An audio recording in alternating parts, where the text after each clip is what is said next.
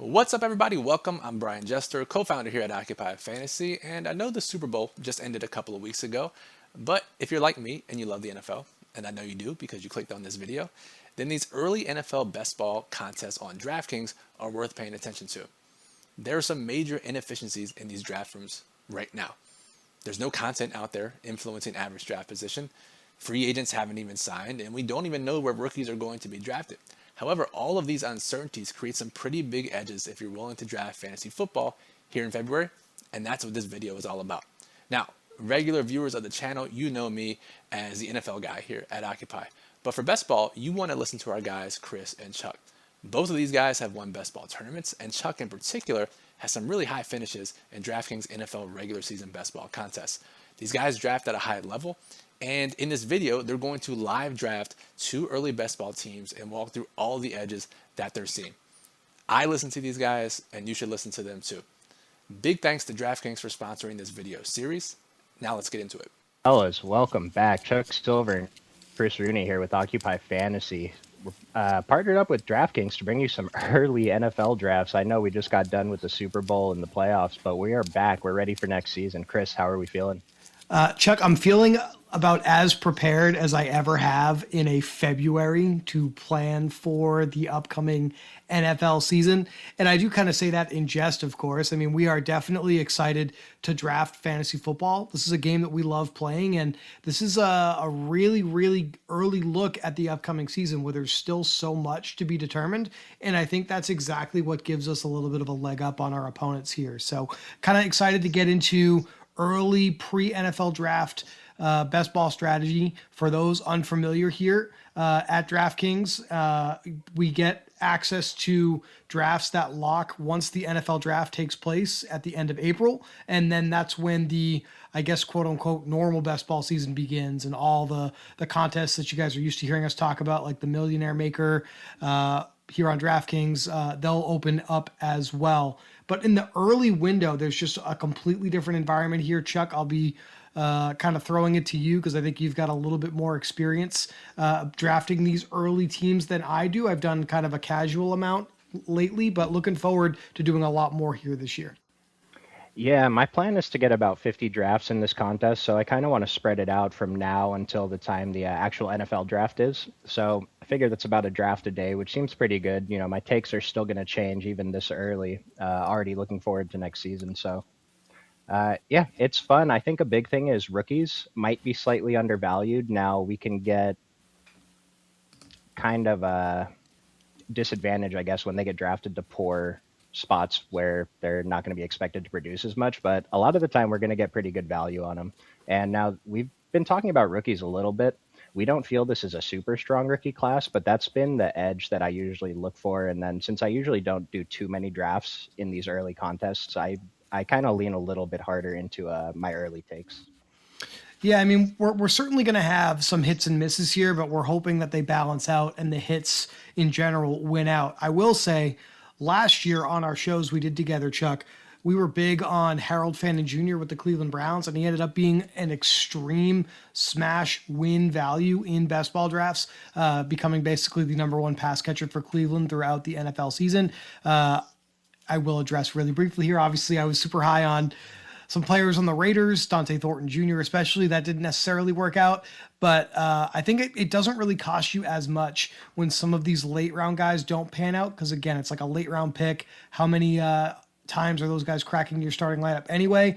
When they hit, it's just exponentially so much more impactful on your lineup. So we've definitely looked at some of the data here, and I think we have a couple of rookies here that we're looking at that might be exciting for 2026 for sure. And I did jump into the training camp. That's the flagship early best ball contest here on DraftKings, Chuck. So that's what we're going to be drafting here on this show. And it looks like we are going to begin the NFL season here with the 9th overall pick in this contest. Looks like we're going to start with Amon-Ra then. We'll see when we get there. It is the off season, but on DraftKings, football never sleeps, Chuck. Early best ball is back. Get a head start on the season and compete for a share of $1 million in total prizes before the rest of the field even jumps in. New to best ball, it's the easiest way to get in on the action without the weekly grind. Draft once, that's it. Each week, your top scores automatically count. No roster moves, no weekly management. Just build your squad and let it ride all season long. Download the DraftKings Daily Fantasy app and draft your early best ball lineup for a shot at a share of $1 million in prizes. Drafts stay open until the season kicks off, so now's the time to jump in. Drafts for this version of best ball stay open until the NFL draft kicks off, to be clear. You draft it, DraftKings crowns it. So sign up now using our link to take your shot at a share of $1 million in prizes on DraftKings early best ball contests. And we do have a link to sign up if you are not signed up for DraftKings yet in the description of the video below. So this is a huge contest, 117,000 entries. I think the $10 price point's really nice, though. Encourages people to get in a few more drafts, and in these early contests, I like spreading it out usually, and even when we get past the regular NFL draft, but I think it's really good to even spread it out because, like I said, my favorite guys are going to be on a large percentage of my teams, and so got to be comfortable taking shots on guys that we're not as comfortable with. And I think that's going to be a theme of our drafts this year. One thing we've been talking about a lot is the field is down on some guys, and some teams that took down best ball contests last year had a bunch of guys that the field determined weren't good picks. And so we'll get more into that as we go down the list. All right, this draft is officially kicked off. Hunter 5133 is on the clock, and just to begin, the player takes for the 2026 season. Bijan Robinson, the consensus #1 overall pick. Hard to disagree with that, I guess, Chuck. But if anybody is going to, or let me ask that differently, who could, I guess, be a better #1 pick than Bijan? Like, what's a realistic range of outcomes here in your mind? Well, you made a joke earlier that Puka going at 2.5 is a little low, isn't it? And so Puka's the obvious one, especially if you just keep seeing that volume for Matt Stafford and stays healthy. I think the top 5 for me they seem pretty straightforward. Bijan, Puka, Jahmyr Gibbs, Jamar Chase, and JSN. I could see myself taking JSN ahead of Jamar Chase, but I'm probably just going to take whoever's at the top of the board when I get these top 5 picks. Yeah, I think for now we're just kind of playing the values straight up. And I think the rankings at the top of the draft are going to be relatively straightforward. It's when we get into those middle rounds that we have a little bit of opportunity. And I'm actually excited to talk a little bit about some of the research that we've been doing behind the scenes into maybe how to create a little bit more leverage for ourselves in large field tournaments like this one once we get a few rounds deeper here in this contest. This is my first early best ball draft this year, so I am a little interested to see how it goes because it's a brand new board that we're trying to learn basically, right? Yeah, and that's a lot of the fun of it, right? I mean, we just got done with the previous season. Everything that happened in the second half of the season is kind of still fresh in our minds. That's another thing we were talking about too. I do tend to overvalue those guys that overperformed towards the end of last season. So it's interesting to see where their ADP shake out here. All right. So as we get to to my pick here, not going to get Amon-Ra. Looking at ADP, we got CeeDee Lamb, James Cook, Devin Achane, Ashton Genty, Justin Jefferson, Trey McBride, Amari, and Hampton. What jumps out to you in this range? For me, I'm a little surprised the field is pretty sharp with the ranking of Jonty here, just because the usage was strong, but the outcome wasn't necessarily as strong last year. I would definitely take CeeDee Lamb here, and then I don't have a strong preference on these next 3 running backs, and so I figure one of them can make it back to me, and if not, then Trey McBride's actually been the guy I've been clicking on the most. Regardless of position, his fantasy points per game was kind of insane, and what we saw with Jacoby Brissett at the end of last season, he actually scores touchdowns now. So he's been the guy that feels most comfortable in that 14, 15, 16 range when he's available. I think, look, dude, we're 7 months away from the season. We just want to do the best we can to bank points. And I'm looking at guys that are going to have just opportunities to touch the football. It doesn't matter what time of year you're trying to play fantasy football. Volume is the name of the game. And I do think, CeeDee Lamb's still going to be #1 target there for Dak Prescott. Despite Dallas having a down season, he was obviously still very involved in the offense, and we're expecting no different this upcoming fall also. Kind of shocked, well, not shocked by ADP, but I kind of like Devin Achane in this grouping, Chuck. I know Miami's got a little bit of turnover this season, new coaching staff, no more Tyreek Hill, but it seems like he's going to still have an opportunity for tremendous upside here. Yeah, Devin. Well, if we had any more certainty with the quarterback situation, he'd probably be going a little bit higher. So if they sign someone who's good, that maybe we know that they target the running back a little bit more, then I think we can be comfortable taking Achan even ahead of his ADP. I feel like we would be jumping for joy to take Justin Jefferson in the second round over the last couple of years. So it's just not much of a decision here for me. I love it. Yeah. Hopefully, we get better quarterback play from the existing quarterbacks on the Vikings roster, or they seek an upgrade in the offseason. But either way, I do think we see Justin Jefferson rebound in a big way here in 2026. You talked a little bit about recency bias and basically earmarking those players who played really well towards the end of the season. Well, Justin Jefferson is not one of those guys here, and I think that's one reason we need to pounce on the value. Yep. I love it. The guy after you did something interesting, taking both of those tight ends. I don't think that's something that I'll ever do in any of these drafts, but it is interesting. It basically locks up your flex spot every week. Kind of gives you not as much flexibility with your later picks. Yeah, I mean, weird things happen in these drafts no matter when we do them. I would assume maybe he's done at tight end. I certainly would be if I made that move. So maybe he wanted one of those running backs. Who knows? Just learning the board here and learning the player pool as well, as we kind of said off the top of the show. This is just a very interesting time of year where there's not much consensus on what the optimal strategy is. So I think that's where we can lean into some of the things we've learned over the years, Chuck. So I guess let's recap some of those here. We're still looking like 2 to 3 quarterbacks, 5, 6 running backs, 8, 9 receivers, 2, 3 tight ends, right? That's pretty much the move.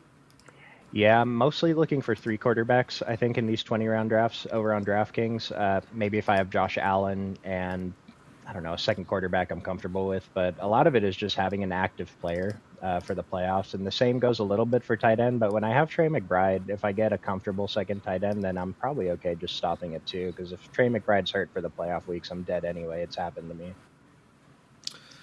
How much are you so far away from the season looking into things like basically downside risk with players? And I obviously bring that up as Rashee Rice goes off the board here at his ADP for a reason. There is definitely a cause for concern there with some more potential legal issues.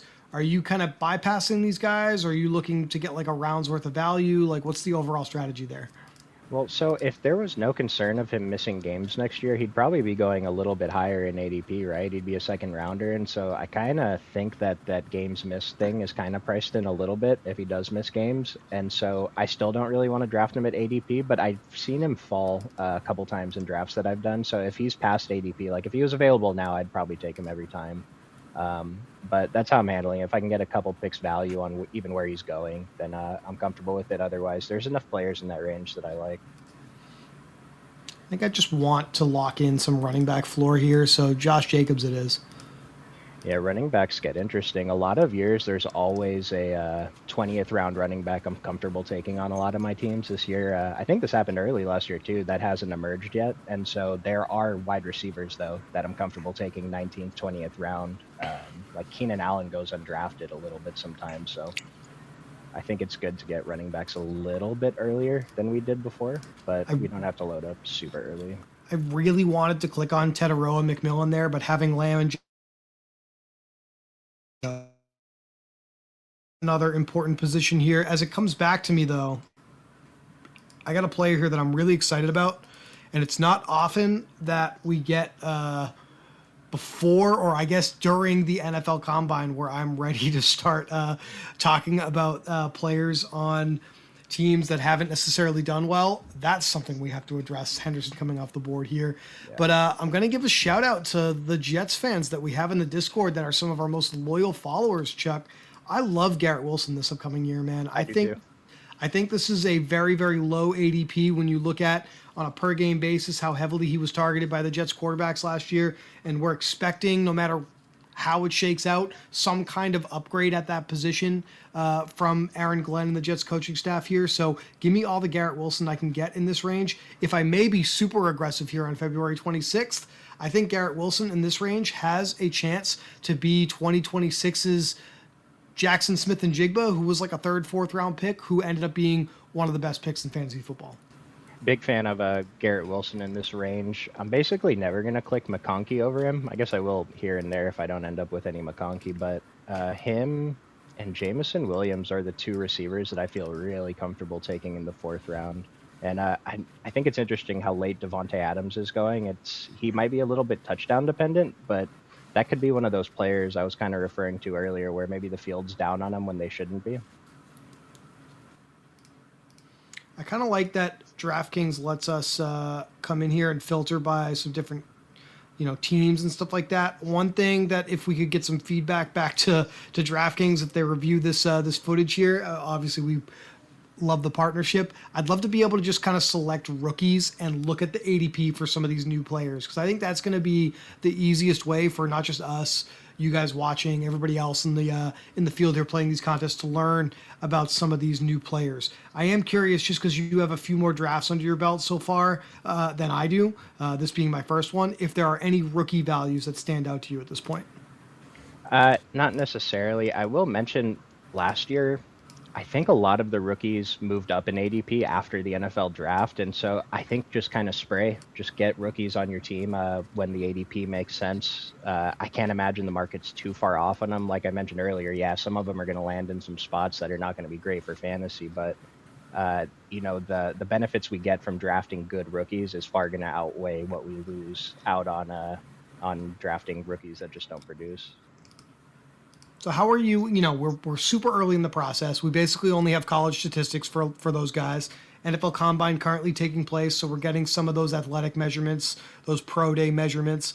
How are you I mean, I definitely agree with you on spraying and just kind of getting allocation to those players, especially if you're entering a lot of drafts. But let's say we have some viewers that are only going to enter like a handful of drafts here early in the season. What do you think is the best way for them to, I guess, go about trying to rank some of those players and prioritize some guys? You have any thoughts there?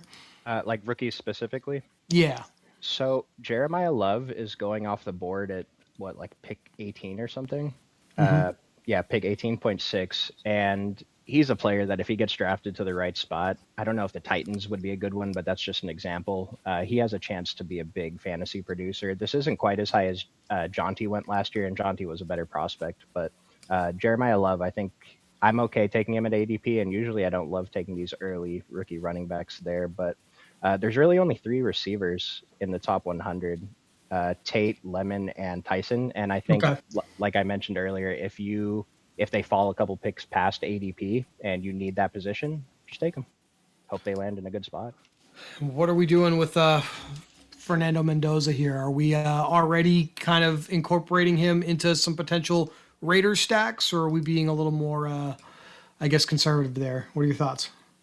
I mean, that's a pretty good one for, how overvalued is he as a rookie? Going to be the number 1 pick. I feel like this is earlier than where Bryce Young was going.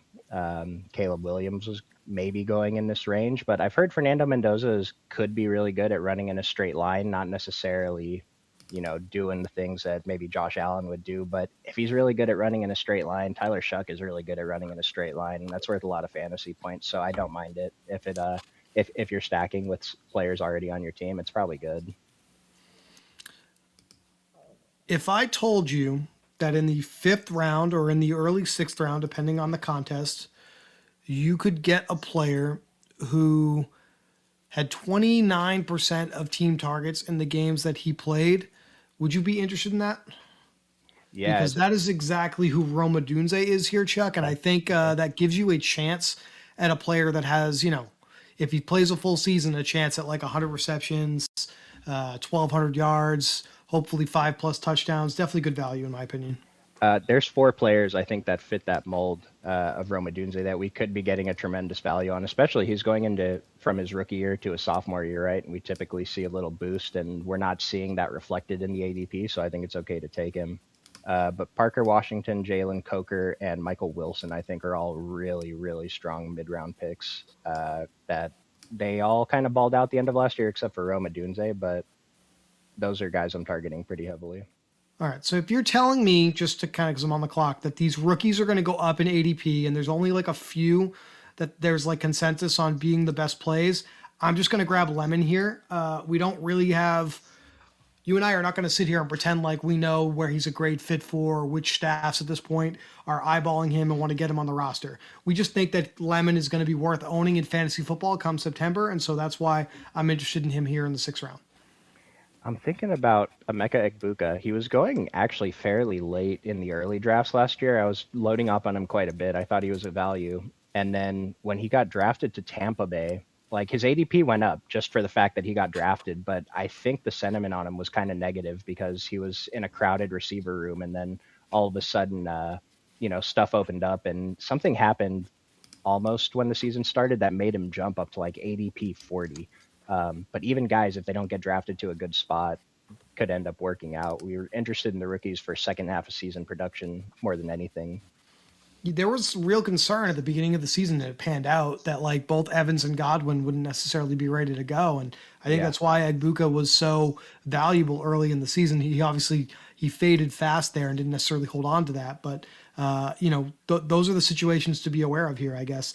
I'm being patient here with, I guess, everything other than wide receiver, which is typical for me, no matter when I play these contests.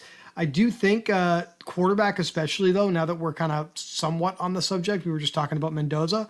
I'm very comfortable waiting, looking at how ADP is here with some of these quarterbacks. I think there's some good value here.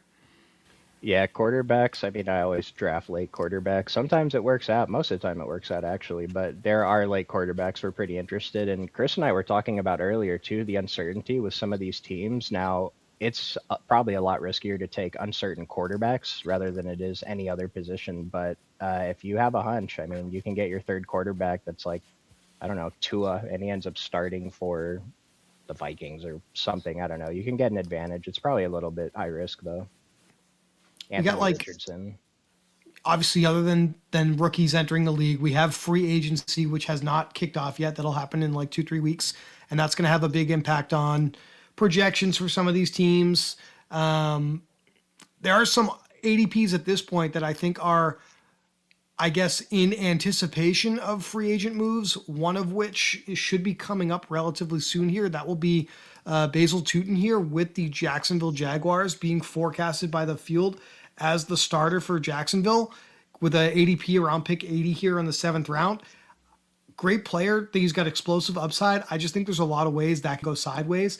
Travis Etienne could come back. They could go out and draft a player. They could sign another player. Like it just feels like a really aggressive ADP for someone who we haven't seen be the starter just yet. Yeah, I completely agree. And that's my biggest problem with it.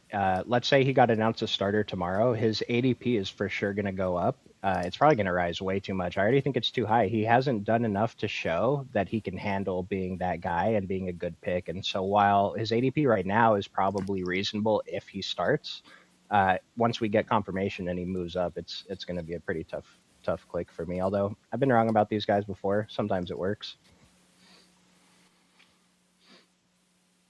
Man, I'm already at a point where I'm a little at a loss for what I want to do. I think I'm going to back into a stack here with Tootin's team here. I'm going to try to go Trevor Lawrence and Jacoby Myers here at the turn. This is one team I think I want to overexpose myself to. All the receivers, I mentioned Parker Washington, but Jacoby Myers, you're a big fan of BTJ and gets me into him too. And then Brendan Strange saw a lot of targets. Trevor Lawrence goes kind of late for the quarterbacks, and it's just a team I want to get a lot of. Yeah, I mean, disappointing early playoff exit for them, losing in the 1st round to the Buffalo Bills, but that's not necessarily what we care about in best ball contests. We care about the fact that Jacksonville was extremely productive in their first season under Liam Cohen's leadership, and I see no reason to expect a regression there. I think Jacksonville is still going to be a fairly productive offense in 2026. That's a spot right there that is like the 64, or I guess the $250,000 question here in the training camp contest here on DraftKings. If Patrick Mahomes is ready to go week 1 and he is the Patrick Mahomes we know and love, not to channel my inner Chris Collinsworth or anything, this is too low of an ADP for him, in my opinion. Yeah, I get the field being a little bit nervous about it, but if we're drafting 3 quarterbacks anyway, if it works out, you're probably getting a pretty good value. And what's worst case scenario? He performed. I mean, worst case is he doesn't play that much, but if he performs poorly, it's probably still better than some of the other quarterbacks in the range. Baker Mayfield came off the board a little ahead of schedule. Kind of at the point here now where I can kind of reach for some of the players I like at other positions, which I guess I don't necessarily have any because I haven't really taken the time to fully study ADPs. I'm just going to go with some of our strategies that we've learned over the years. And as we get into the middle of the draft, this is where I think like undervalued running backs are what we want to pounce on. I'm going right back to the well here with players like, I mean, he's not on the board now. He's not necessarily available here. But when you and I were talking before the show, we were looking at some of the players that dropped in ADP last year during the 2025 draft season that still ended up being good plays. And that would be players like Ramondre Stevenson, who go in like the 10th, the 11th round that still have upside at being the starter on their teams. These guys are definitely out there, and I think we can make a competitive roster where we can find 10 plus points for our 2 running back spots week in and week out. Yeah, there's a few teams that could do that. And again, maybe they draft a rookie running back. There's not that many that are good, but someone could emerge like Tyrone Tracy. I mean, are we taking a shot on Bill Krosky-Merritt again? Kenneth Gainwell, Dave Montgomery, Woody Marks. Like, these guys are comfortable clicks in their ADP range. He has not been like a fun click for anybody over the last couple of years, but somebody that stands out to me here, especially with assuming he returns to Tennessee here, Tony Pollard, I think is an interesting pick down here, just because we've got a little bit of room as he comes off the board, right? Room to be optimistic about Tennessee with Brian Daboll taking over as offensive coordinator. Yeah, I like it with Tony Pollard, especially if they don't draft Love at 4. They probably shouldn't. They should probably draft that, was it that DB? At 4? Bain is his name? The guy that didn't get the haircut at the combine or something. But I don't know. Titans fans are already in on him, so Tony Pollard's job should be safe. And just below him, I took shots on him last year. I'm not sure if it really worked out, but Tajay Spears, I'm willing to take shots again. He goes at ADP 150. Yeah, you're talking about behind him in that backfield. Definitely on the same page there. Kind of surprised to see Algier here. I mean, this has kind of been the story with Atlanta for a couple seasons, and I guess it's just a pure upside play if anything happens to Bijan Robinson. So there's a lot of reasons game theory-wise. I think I will still draft him here in this range, but I haven't necessarily seen anything out of him over the last couple years to make me excited to do it, if that makes sense. I think he's going way too high, like rounds too early. All right. I mean, I think I can try another interesting double tap here, and this is where no, he came off. I was thinking Laporta, but he is gone. So I'll just take Wandale. I'll stick with ADP. He's falling a little bit, and we'll go from there. Wandale's nice in PPR. Believe he's one of the free agents this year, so we got to hope that he ends up in a nice place, if not just right back with Jackson Dart and the Giants here. But I think he's a proven, reliable slot receiver that's got good hands, and those guys definitely play in the NFL, if that makes sense.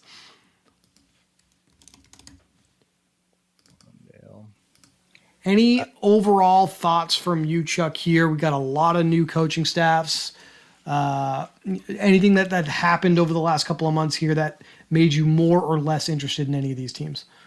And I like the Titans. They made a lot of changes to their coaching staff. Cam Ward's another year older. I can't imagine that their offensive line is going to be as bad as it was last year. And if they just get him one player that can catch the football, that would be pretty helpful. I think Kamara DK is actually a really good pick on the Titans as a wide receiver. He performed last year, and he's going super late. That's the big one. I'm down on the Patriots, although for fantasy, I don't know if it matters. They're going to win way less games than they did last year. Like I already mentioned, the Jaguars I'm pretty high on, so there's a few teams. I'm just going to take that in stride because both of our favorite teams lost to the Seahawks in their final games this year, so it is what it is. But you're definitely right. I think a little bit of regression from New England is expected in like real life football. I don't know what kind of impact that's going to have in fantasy necessarily because we didn't really have, other than Drake May and Ramondre Stevenson, like too many smash plays with the Patriots. But I digress. I'm on the clock here. I got to make a decision. So I think at the quarterback position, I'm okay right now. And okay in terms of I don't really love any of those guys. I'll go with Montgomery here. I don't see any I guess reason to think his role is going to diminish beyond what it was last year. It's not as strong as it was a couple of years ago, but I really like the Lions this season. Are you interested in Kenny Gainwell at all? That was the other one I almost clicked on just because of the PPR value there. I think if Rodgers returns to Pittsburgh, especially, we have to be interested. Okay, because he goes about 30 picks, 50 picks past after Jalen Warren, and it seems like they should probably be a little bit closer.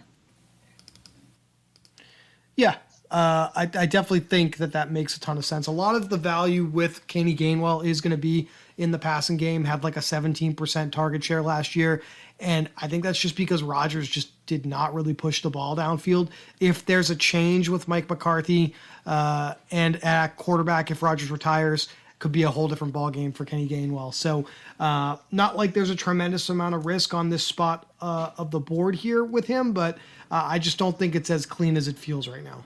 Okay.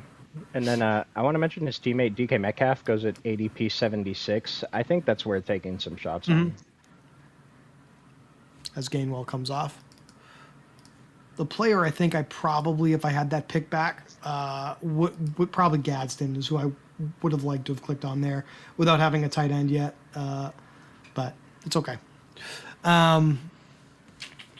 Let's see, what else do we want to touch on here? It's tough when I'm trying to make sure I'm paying attention to the draft as it comes up. There were a few quarterbacks that I thought went not that I thought. I see went a lot lower at the end of last draft season than they did at the beginning. Matthew Stafford went 20 picks later for closing ADP. Caleb Williams, same thing. Tyler Shuck went about 15 picks later at the very end of the contest as far as ADP is concerned. But all those guys beat their ADP. One of them won the MVP. They were all worth owning in fantasy football. I think that's another thing that we've kind of identified here, and that's at very different spots in the draft board. Caleb Williams, his ADP was pick 112, Stafford 163, Shuck 225. There's just going to be value at that position pretty much anywhere that we want to find it. So I'm more encouraged than I have been in the past to kind of wait on quarterback, at least in recent seasons, because of that. Yeah, I'm definitely okay, even if all three of my quarterbacks are after ADP 100. Can for sure scrap together three guys from here, and a lot of them have a backstack opportunity too, even if you don't have one of their pass catchers on your team already. Some of those quarterbacks are just going too early. I don't understand Caleb Williams' ADP. I'd bet that comes down before this contest closes, and then when the the main contests open after the NFL draft, he's not going to go this high. Like, why is he going ahead of Drake May? What do we think about some of these players that wide range of outcomes here? And Tyreek Hill certainly being one of them with the injury he suffered this past season. We've got other players like Brandon Ayuk who've just completely sat out for a year. Are you just kind of spraying these guys in, trying to get equal allocation to the field? Do you have any leans, or like what's the story there? I could be talked into Tyreek Hill, but it's going to take something for me to start clicking Brandon Ayuk because there's so many players in that range I just would rather click on. I think, look, we like Jacksonville, but I feel like even Travis Hunter's kind of a tough click right now without knowing what they're going to do there, right? I auto-drafted him in one of these drafts the other day, and I was so mad because I had such a good team, and I just feel like it ruined it, just the 0.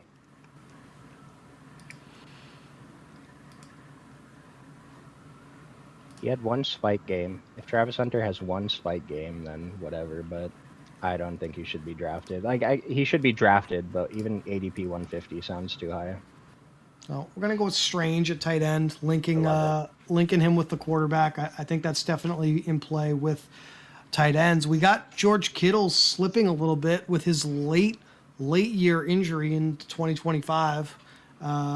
We think maybe his ADP is a little too high here. He's gonna miss a lot of time. I haven't really, to be honest with you, kept up with the George Kittle news entirely, but that's my lean here. Is the 113th pick just seems kind of high for a player who might not play much at the beginning of the year, if any part of the year, for that matter.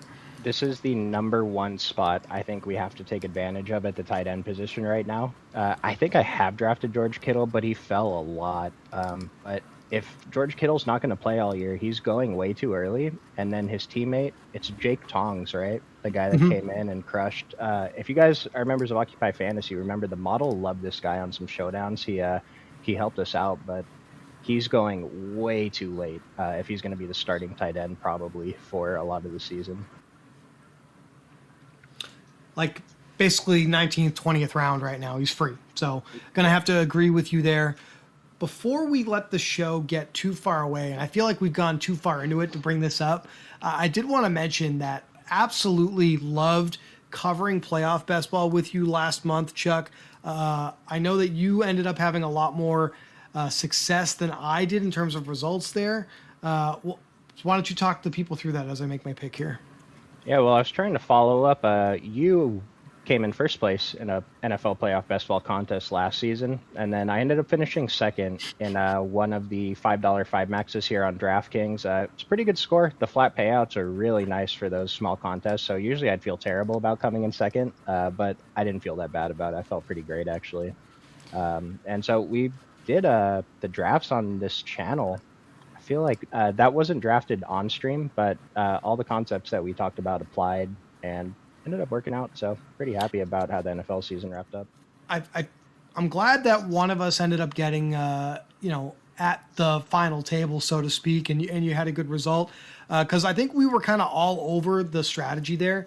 I think on the shows that we did, we were basically all in on New England, Seattle, LA Rams, like any combination of that was like our most common build that we were trying to get to. And that ended up being very, very, very on the money. I had like a ton of exposure to New England and Seattle especially, but unfortunately, New England just did not really have a great offensive output at any point in the playoffs. So that really sunk me wild card week especially, and my Seattle exposure was mostly through JSN, who didn't really play well in the final rounds. So there was an interesting path there to that being the matchup that you needed, where you probably needed some other teams to play well to sneak them through to the Super Bowl round. But that's why we love the game, man. Playoff best ball is real fun.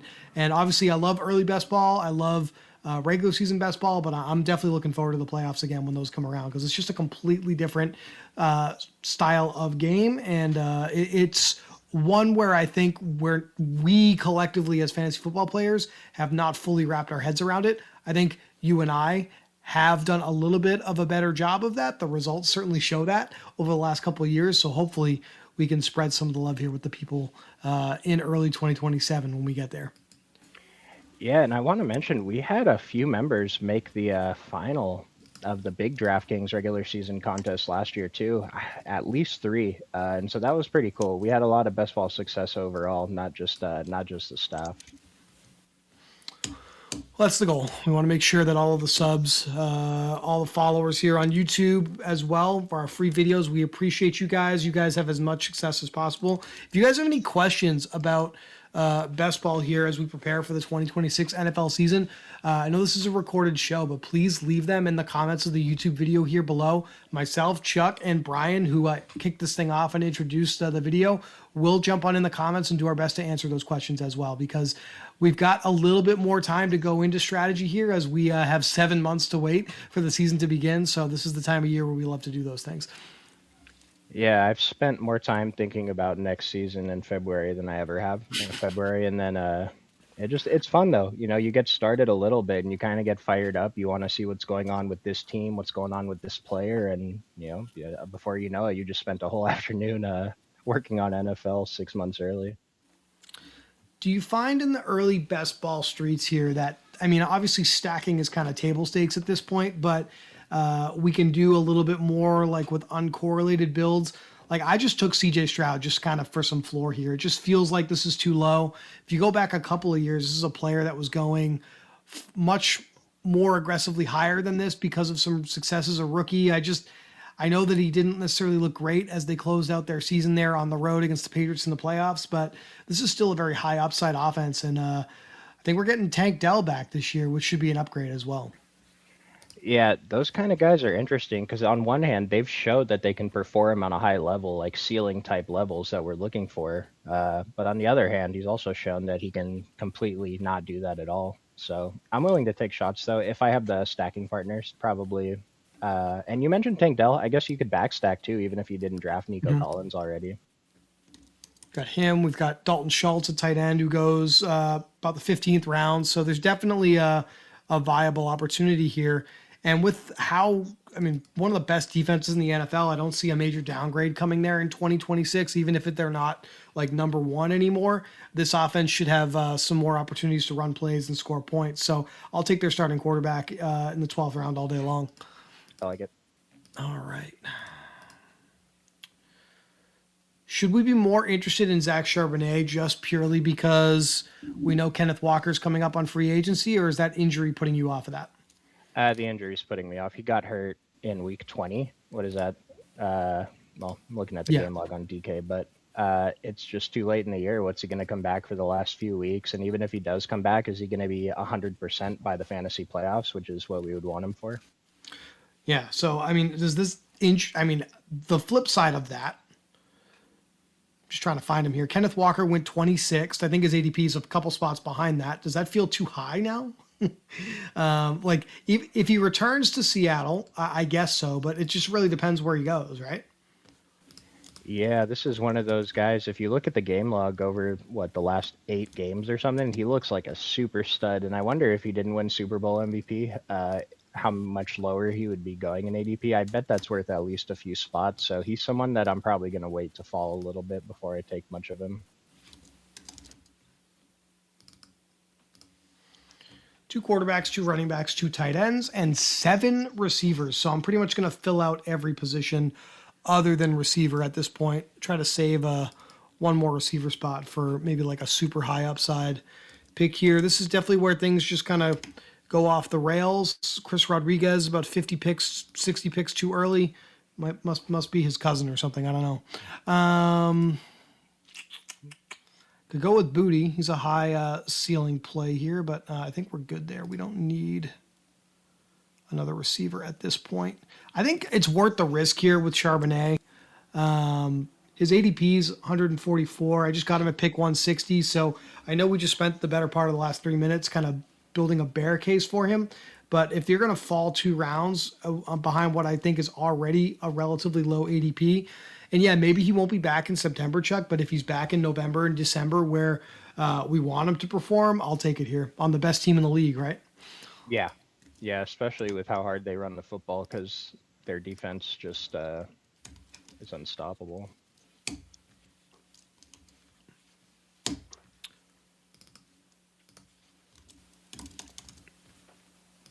So I was trying to see. Chris Rodriguez goes at pick 210. I've been taking him. I had to make sure that I haven't been taking him way too early, though. But he's a guy who I feel like we can click on. He's going to produce some fantasy points this year, at least, compared to some of the guys around him. Just going to start queuing up some guys. I think I probably have interest in Schultz. I'll throw Tank Dell on here as well. They both actually go right around the same spot. But that could be a very interesting value stack here. Especially if some players, I'm not going to pretend like the people that are drafting in February and March alongside us are going to be this poor at planning, but people may have just straight up forgotten about Tank Dell is I guess what I'm trying to say. Yeah, and with Tank Dell, he's the perfect player for best ball because we really just need a long touchdown once every few weeks, especially with where he's going in drafts. We feel pretty good about it.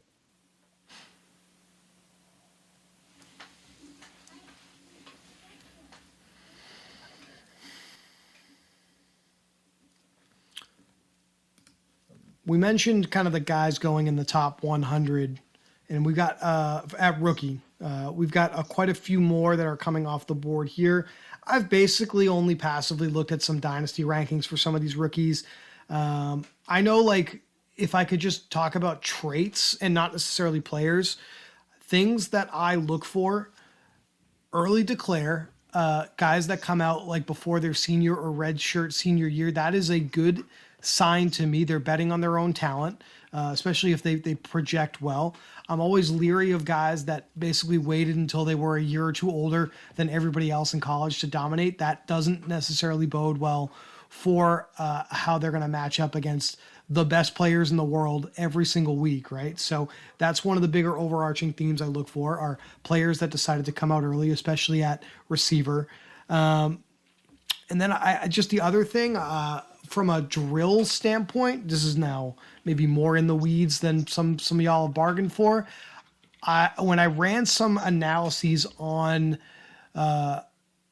like combine drills or pro day drills that correlated well with future success, specifically at receiver, low or fast 3-cone drill times tended to correlate the most with future success in the NFL. So that's one of the things I look at with the receivers. It's an interesting one. We just got some combine results today. I don't think I saw any skill position guys, but it's for sure something to pay attention to. So yeah, I just, for anyone that may be watching this video in like May or whatever, we are not only drafting well before the NFL draft, we're drafting before the NFL combine here. So we're just strictly talking kind of theoretical information there. Interesting free agent, Isaiah Likely. Does his value go up if he leaves Baltimore? And like at this ADP, does it even matter? Like, we know what the player is capable of. Yeah, I guess he didn't really do it too much last season, but we know that he can put up some spike games, and this is a player, I mean, if he signs in certain spots, he's going to jump in ADP quite a bit. Other spots he probably won't, but yeah, I'm good taking shots on him. And Njoku's kind of a little bit similar, although he doesn't really have a spot in Cleveland anymore, but if he goes somewhere else, I could see him jumping too. Yeah, I took Hunter Henry here. I know most of my fellow New England fans here wanted him fired directly into the sun with some of the drops in the Super Bowl. I don't feel that way. I think he's a very reliable player. I think New England was just finally overmatched in the Super Bowl, and they were just doing their best out there. They're having fun, right? No, I kid, of course. But I do think Hunter Henry's probably locked in as a valuable target for Drake May, but I would not be shocked if New England explores at least adding another player at that position, with both him and Austin Hooper getting 1 year older. They're so bad at receiver, New England. Like Diggs ADP almost 100, Booties whatever, Matt Collins whatever, Douglas whatever. It's like Hunter Henry's really their second, I guess third best pass catcher. They just kind of seem like a real obvious team to like definitely be targeting a receiver, whether it's free agency or the draft, if not both, right? Yeah. Yep. Kamani Vidal, I have no interest in. I don't know. I guess I'll just auto pick Kamani Vidal here. I just really that's gonna happen, right? Like I don't know, man. I think Hampton is definitely the clear play there, but injuries happen, strange things happen. This is a coach in Jim Harbaugh that likes to run the football, and we saw Vidal get the reps for sure. Such an unexciting player. Well, the other thing, we saw him perform. He had 4 games where he scored at least 17 DK points, and 3 of them were over 22. And so going this late, and I don't buy into injury-prone stuff. I hate that word, but Hampton has been banged up. He's missed games, and so he, like Vidal, is a lot more comfortable of a running back click for me than pretty much anybody after him. Quarterback. Got a ton of receivers here that I guess I could link up with, but just a lot of uncertainty. Is Minnesota going to stick with JJ McCarthy? What the hell are the Jets doing? What's going on in Denver? Bo Nix with that broken ankle. I think that's definitely a question, at least for early in the season. Where is Wan'Dale Robinson even going to be playing? So it's not necessarily clear what I should do for a stack here. I think I should take whatever quarterback I feel best about.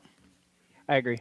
Yeah. On that Bo Nix note, that's an interesting one to maybe avoid right now. If we get some news that the recovery is going to take longer than we think, then maybe his ADP drops. We get a better value on him for regular season. I mean, yeah, I guess Rodgers is kind of interesting if he returns. I don't have a reason to prioritize him. Then we look at some of these questionable ones, I'll call them. Kirk Cousins, Mac Jones. These are backups. I guess we got confirmation that Cousins is going to be available for someone to sign. Doesn't mean he's going to go anywhere good. Now we're looking at some of these players that we're all mentally done with, probably coaches and fantasy players alike, in Geno Smith, Tua Tagovailoa, Anthony Richardson, Derek Carr. It's gross down here, dude. We're past the range where I'm excited about guys, that's for sure. You didn't say Justin Fields. I did not say Justin Fields.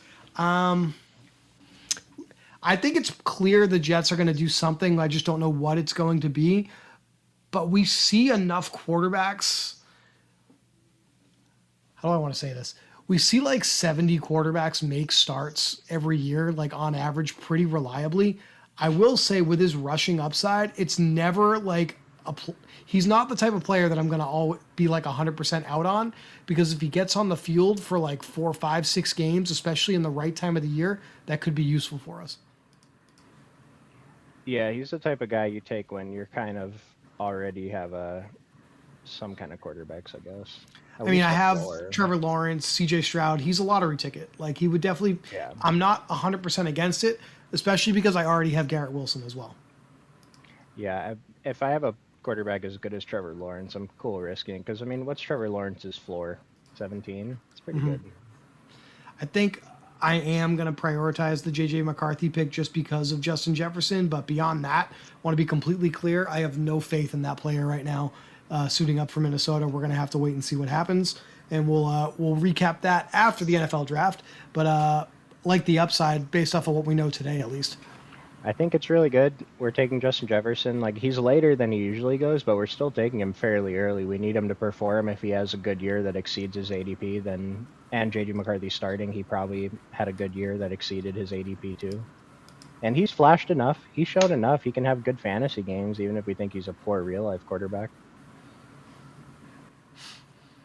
I've already got 3 tight ends here, so I'm not going to, on this contest, target Tonjes like we talked about, but I agree with you. That's definitely a good idea. Any late round picks at this point, just in general, that are like frequent clicks for you, I'll call them, because no one's like auto picks at this point. I have 100% Kamara DK at ADP 166 if he's still there. I will say, just looking at these receiver rankings, I like Malik Washington with Miami. We saw him get great usage both with Tyreek on the field and then without him on the field. So I'm happy to have him down here. Charlie Kirk here. Christian Kirk scoring some touchdowns in the postseason. I think he's kind of interesting as well. Him and Jalen Noel, I think, are both kind of free on Houston. Man, this is late for Keon Coleman, too. Yeah, isn't that insane? He's got such a sick game log. Went off in game 1 of last year and then never even came close to touching that again. Keenan Allen, is he still on the board? He's interesting. Nah, he did go. I'll go find him on the board after I make my pick here. But yeah, he was selected. Any of Devon Bailey on New Orleans? We talked about this. If you have Tyler Shuck. I don't love what I just did at all, but I mean, we do think Dallas is going to be a good offense.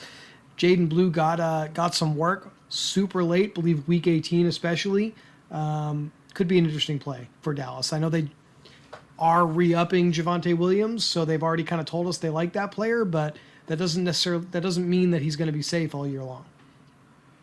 Just because it made me think about rookie running backs for this year. Jaden Blue was a player who last year was going higher in the early contest than he ended up going in the regular season contest because he got drafted to a spot where he probably wasn't going to be the starter.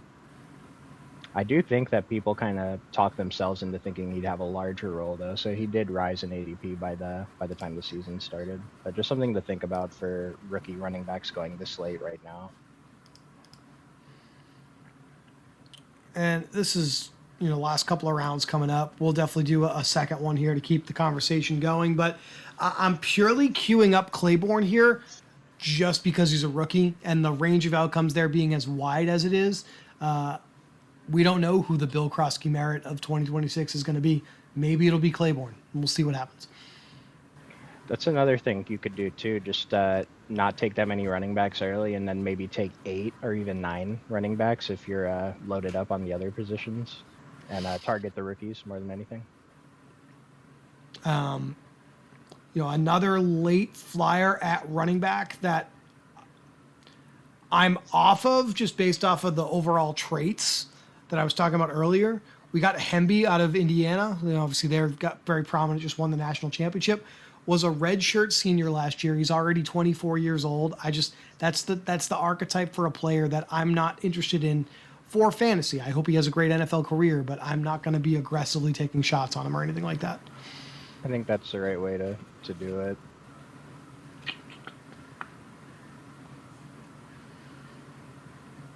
I think for my very first draft, I'm okay with how this turned out. There are some things that I feel like I left on the table, but we've got 3 separate stacks here that I think all have decent upside. I got a double stack of Trevor Lawrence with Jacoby Myers and Brenton Strange. We've got Justin Jefferson with J.J. McCarthy, and I did manage to get Dalton Schultz with C.J. Stroud. Is the schedule out? The schedule's not out, right?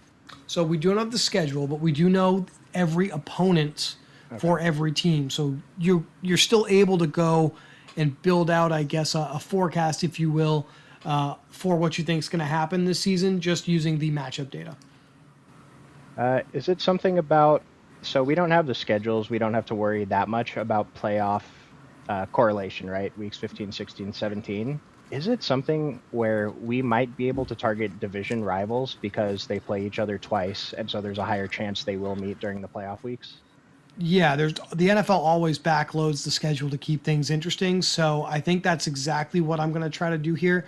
I don't think I was actively thinking about that, but with Jacksonville and Houston especially, obviously got a couple of teams from the AFC South there, so kind of leaned into that a little bit here, I guess.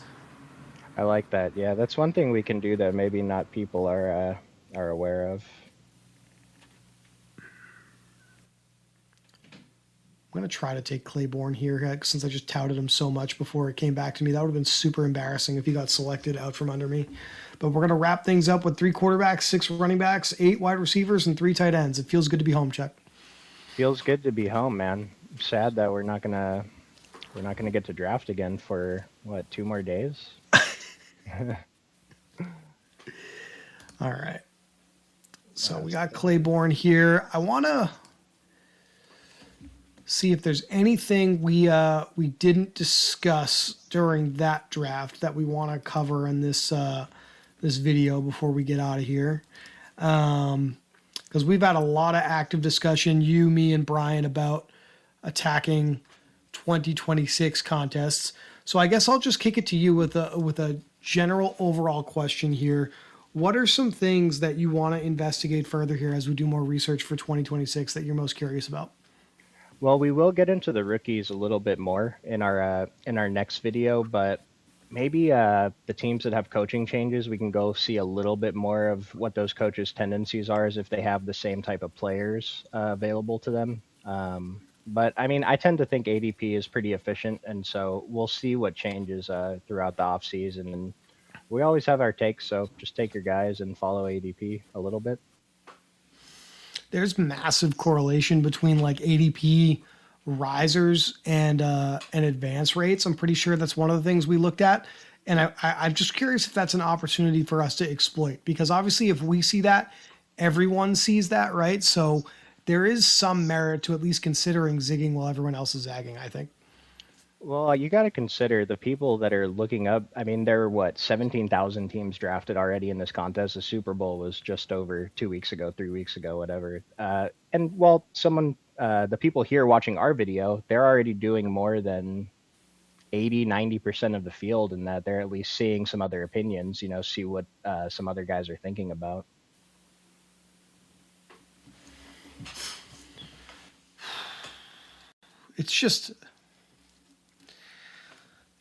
It's gross to be looking at NFL this early. I just keep coming back to that to some degree, but because this is just such a mental game, And I'm so not mentally locked in on 2026 fully. But as I mentioned that, I think that's exactly why we have a bigger edge over the field, because we at least know the framework for how to attack this correctly. Yeah, and it's kind of a little bit more casual than regular season drafts. Like I mentioned, the $10 price point is nice. We don't have to worry too much about playoff correlation. And like I said earlier, you can kind of just draft the players that you have a take on, and you're probably good. I mean, every single year I look back at my early drafts versus the regular drafting season, and my exposures always blow my mind. Like I was on that guy this much in February, March, whatever, but. Draft your guys. Your takes are going to change anyway. You're going to get exposure to everybody.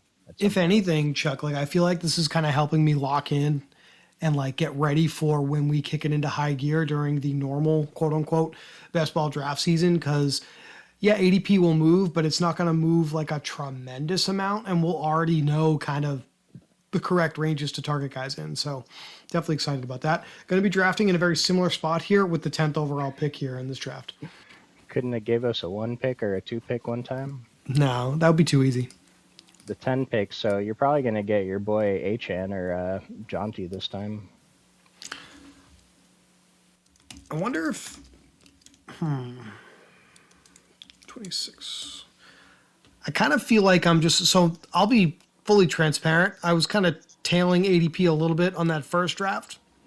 I think I'm going to just kind of go by my projections a little bit more in this one, which means this team's going to look a little bit different than ADP suggests, which might hopefully end up being a good thing in like a $250,000 way.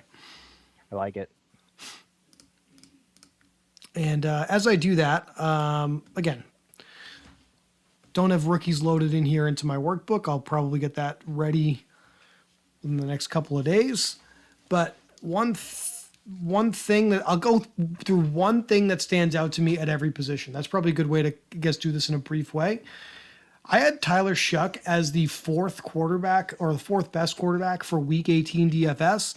Extrapolating that out to a full season, I have him as like a top 5 quarterback this year. That's definitely aggressive. That's almost certainly not a take that I'm going to be married to. But I think just overall, thinking about him having more upside than is baked into his 113th overall ADP, I'd like to get a little bit more Tyler Shuck than the field this year, Chuck. That's a quarterback take for you. At running back, you were on this last year. I think Tyrone Tracy Jr. is interesting around pick 130, especially if Cam Scatterbo's not ready to go. Take a Brian Jester patented water break here as I look up my tight end take for you.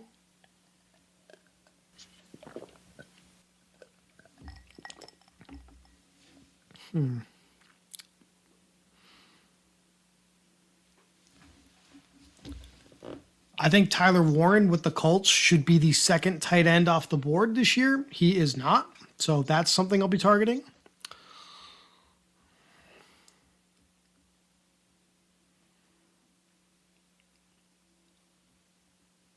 Really interested in Deebo Samuel this year at receiver. He goes around pick 133. I think that's far too low. So those are some just 4 easy early takes that I got for you this year that we haven't talked about yet. I don't think I have Tyler Warren ranked as high as 4, but I like it. I'll mention one reason I was kind of higher on him before his rookie season was I thought he was going to get some rushing work, and then he ended the season with like 8 total touches or something like that. Not even 8. And so that was a little disappointing for me. But I think his ADP is fine. I don't think it's too high.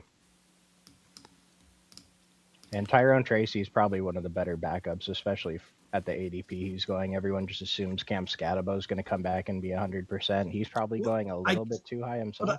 I guess that right there is the question. Is he even the backup? Maybe he comes out as the starter if Scatterbo's not ready to go. So that would be reason alone to be interested in him at cost for sure. I will say we're not going to be doing videos here on the channel for this because this is more of an NFL and a NBA focused channel here at Occupy. But just for those of you that are getting ready and maybe watching this casually, we do have MLB coverage here at Occupy. We have a daily plug article where we'll go over top DFS plays both for spring training and for the regular season that you'll want to definitely check out if you're into playing MLB DFS. We're talking a little bit of World Baseball Classic, MLB Best Ball in our Discord as well. So if you're a YouTube viewer and you're not a subscriber to the site, consider joining our Discord, just $2.99 a month. There's a link to join the Discord in the description of the video below. Maybe you're not ready to get into some NFL best ball, although I would hope so if you're still watching the video at this point, but we got some other sports in the can for you guys as well.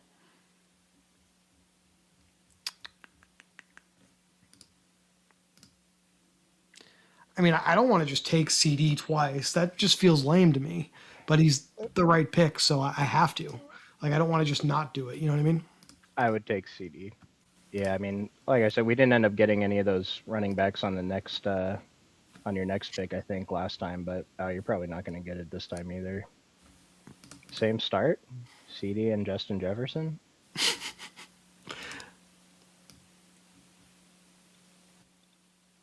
Oh, that got interesting there. Maybe I'll get somebody. Drake London and Hampton. That's crazy. Hampton, I don't get it. Is their offensive line better? Because didn't they have the worst? I mean, I guess he still did okay considering they had the worst offensive line in NFL history. But I mean, I don't want to draft just like the same way every single time, but it's really hard for me to just not click on Justin Jefferson here. Saquon feels low compared to last year as well. This feels like the safest floor here for this spot, and that is the risk of doing back-to-back drafts and getting virtually the same pick, I guess. Well, we'll see what the next rounds give you. I'm genuinely surprised at how sharp the field is here with Jonty here. I loved him basically every week for the ceiling outcome with like 30 touches on like the worst offense ever. And the field is all over it here with both him, Bowers. But we got a situation where Mendoza doesn't go necessarily as high as his weapons here. So I really think that's something to think about with Mendoza. We should probably be more aggressive there. Yeah, and I think I've taken Trey Tucker once. I probably won't take Dante Thornton this year. I don't think I will either. There's still some deep guys that we can take over there.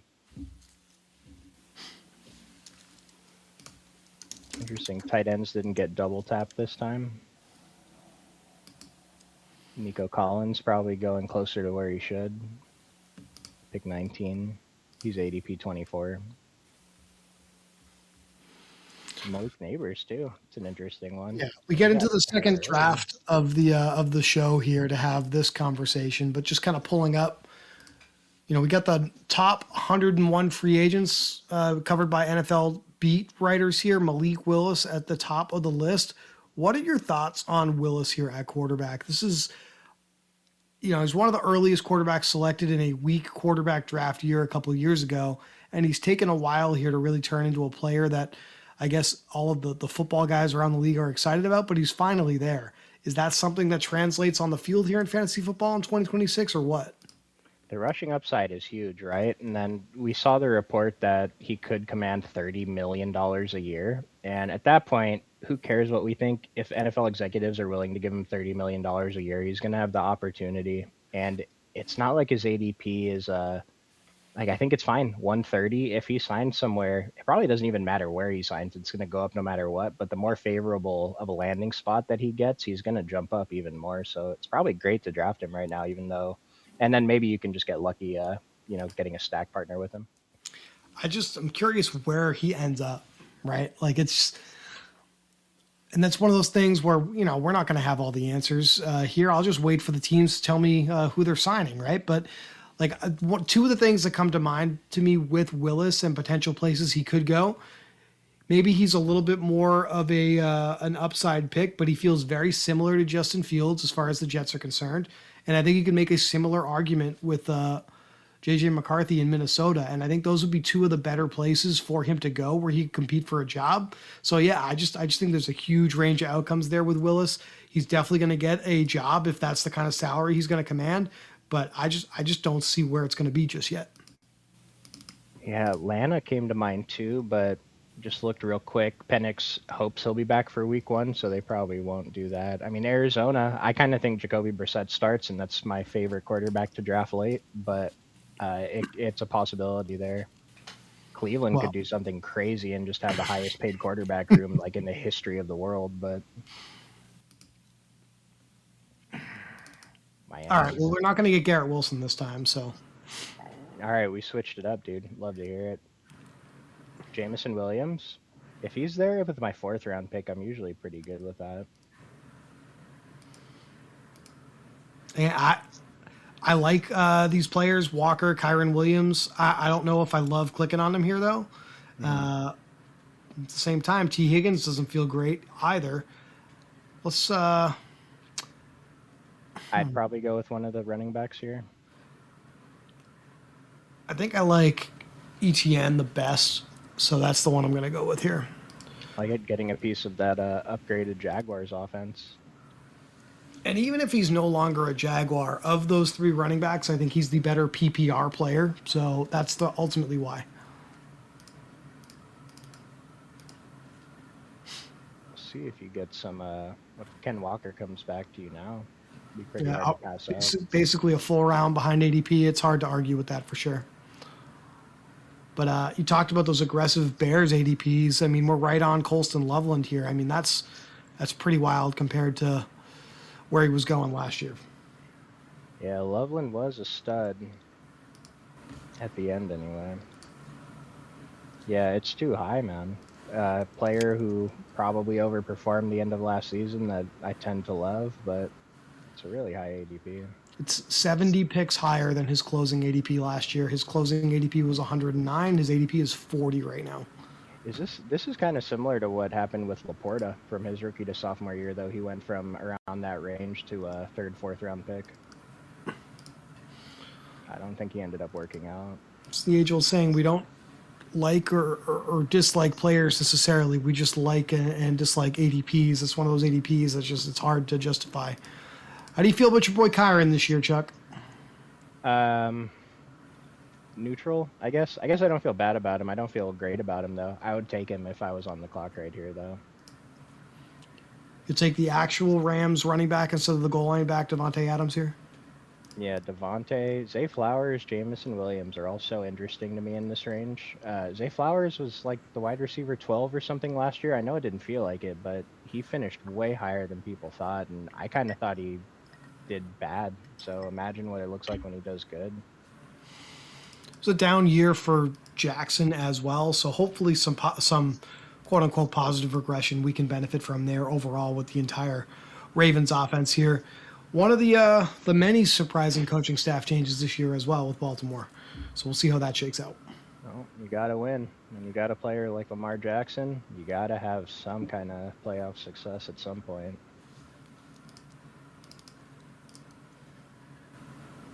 You mentioned Isaiah Likely, so what's going to happen with is Mark Andrews just going to play every snap? I think he has, right? I mean, or do they go somewhere else at tight end, like whether that's with a rookie or one of these free agents? But it would just, if that's the case, you'd think they would just bring Likely back, right? So maybe it's just going to be a salary cap thing for them.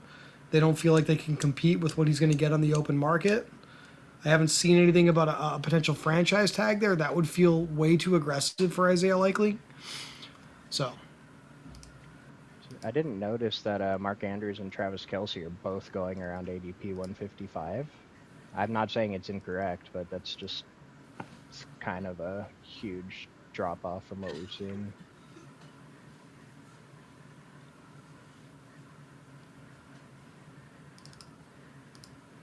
It's all young guys at tight end.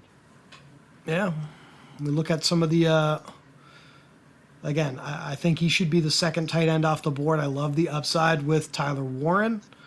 So I think I might prioritize that here a little bit.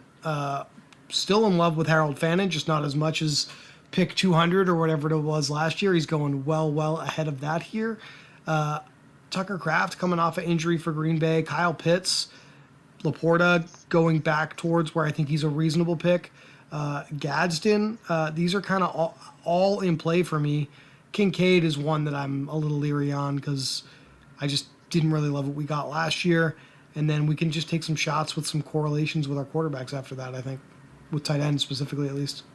I was going to say something about Kincaid when we were talking about Buffalo during the last draft, but they're better with him on the field. They don't have anyone else to throw the football to. Otherwise, I wouldn't really be that interested, but I don't hate it, I guess. If I have Josh Allen, I'm probably going to target him pretty heavily in those stacks and probably not too much otherwise unless he falls pretty hard.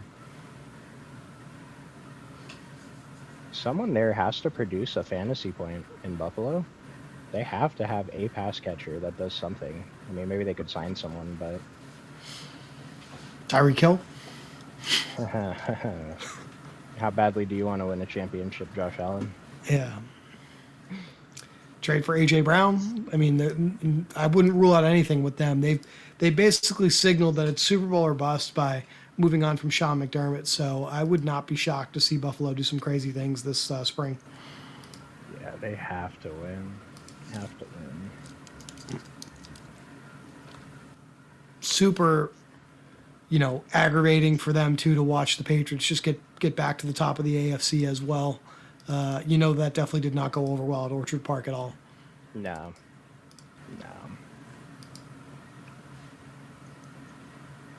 Next, Quinshon Judkins. I don't feel bad about clicking on him at ADP. Nah, I mean, this is about where he was going before we got he had a domestic violence situation, and I think that led to a massive, massive drop. Didn't sign until super late in training camp last year, but I mean, the talent has always been there, and he proved it on the field last year. So definitely a great upside play there if Cleveland plays a little better this year for sure. Like Harvey, Judkins, and Henderson go all in a row, and I'm clicking Harvey and Judkins every single time over Henderson. Kind of want to actually just avoid that range of running backs. I don't like Ramondre's price this year either. It's Swift.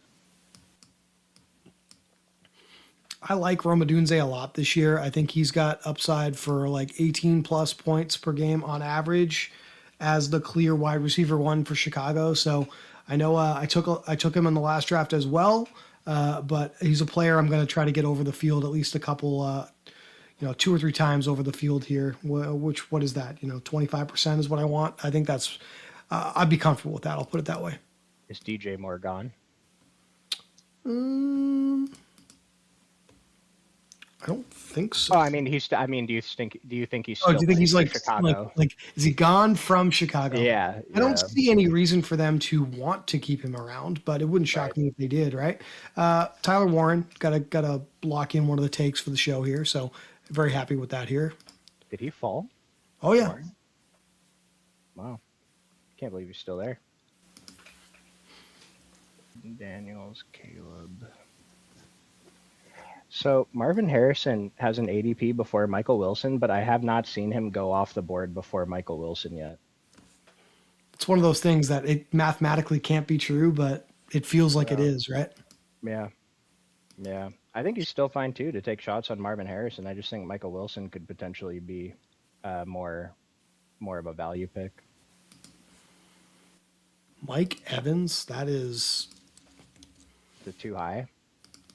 It feels a little high. He was but healthy. But where is he playing? It doesn't seem like it's 100% certain he goes back to Tampa Bay. Kansas City. That would be fun. Buffalo. Yeah, Buffalo actually. Never mind. Yeah, Buffalo would be number one. His ADP would jump 2-3 rounds if that happened.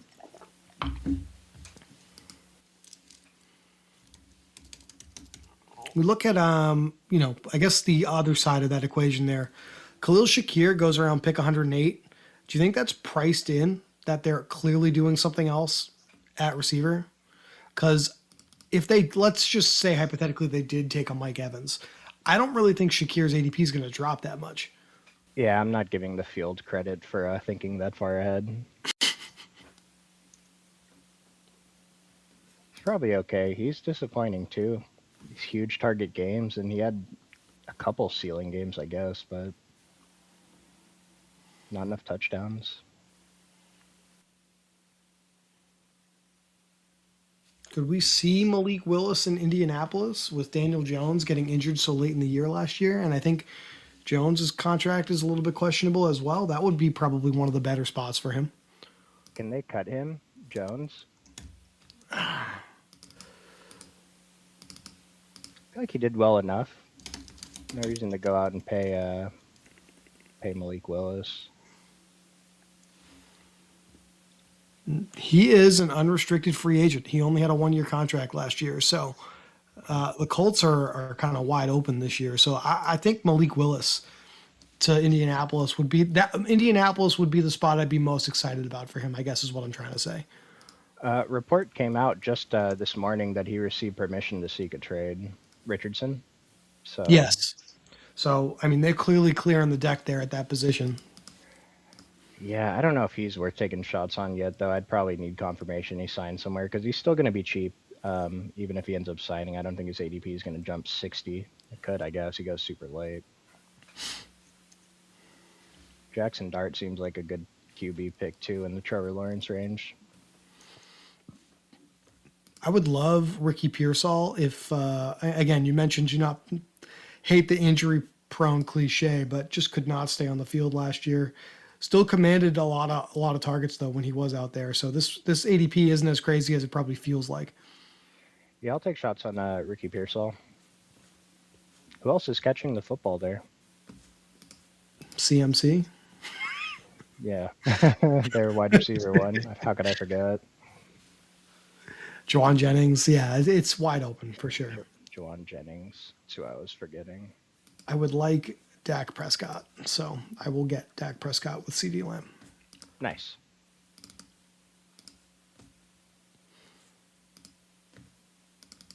Did George Pickens, is he definitely going to be on the team? He's getting the franchise tag, yeah. Okay. Wasn't sure if that was confirmed. Yeah, I think that just came out in the last couple of days here. So,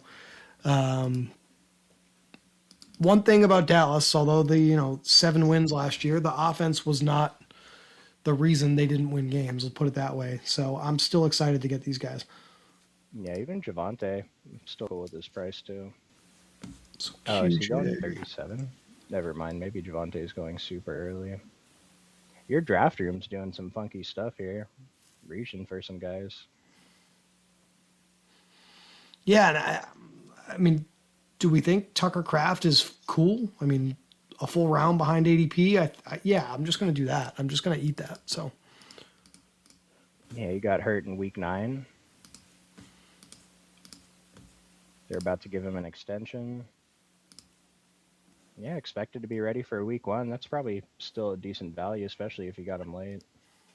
Are you done with 2 tight ends, or you're going to go for a third late one? I think just because we got the 20 rounds here, I'm not against taking a third one, but 2 early ones here, yeah, it definitely would be fine, I think, to just call it a day there.